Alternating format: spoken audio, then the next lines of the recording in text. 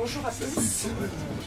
Vous savez qu'aujourd'hui, la Manif pour tous a un certain nombre d'annonces à faire, c'est-à-dire de revendications majeures, incontournables, et qu'elle s'adresse au gouvernement sur ces points essentiels.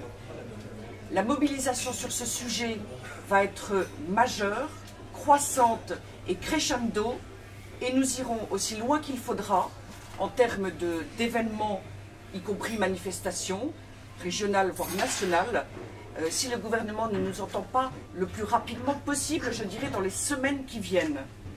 Ces 5 points, en rappelant d'abord que la Manif pour tous continue à s'opposer à la loi Taubira, dont elle demande, dont elle souhaite l'abrogation sans rétroactivité, mais elle continue d'en souhaiter l'abrogation. Et en particulier pour les enfants qui doivent avoir un père et une mère. Cependant, la Manif pour tous constate que le gouvernement est véritablement familiphobe. Le nombre de menaces, de mesures qui mettent en danger la famille et donc l'enfant est extrêmement important. Premier point, il s'agit de ne pas libéraliser la PMA, c'est-à-dire de ne pas l'ouvrir aux couples de femmes et aux célibataires, quel que soit l'avis du CCNE, qui a été entièrement renouvelé de manière scandaleuse. Peu importe l'avis du CCNE, nous ne voulons pas de la libéralisation de la PMA, nous voulons un arrêt solennel et définitif. De même pour la gestation pour autrui, c'est-à-dire les mères porteuses. On sent bien, à travers un certain nombre d'interventions, qu'en réalité, le terrain se prépare. Et s'il y a la PMA, pour tous, on aurait la GPA. Le deuxième point, c'est l'asphyxie fiscale de la famille.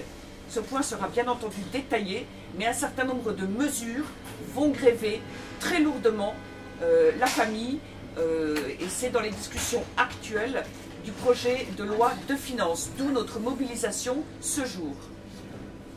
Nous demandons aussi l'abandon du projet de réforme du congé parental.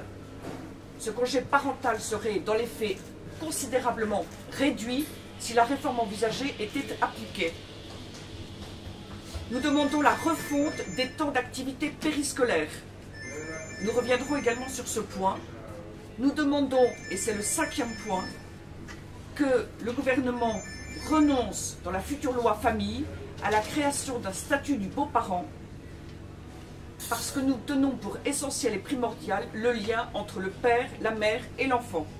Il y a d'autres solutions à trouver pour les familles qui, en effet, ont certains besoins.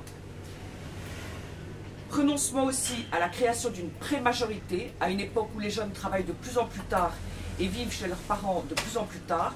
Cette mesure n'a aucune raison d'être et n'est que démagogique.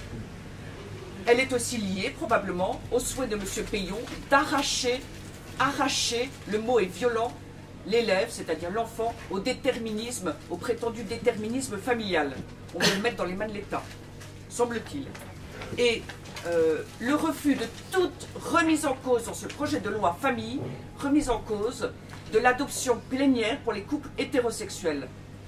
Voilà encore un exemple, enfin plus qu'un exemple, une mesure majeure, très concrète et grave sur laquelle nous insisterons beaucoup.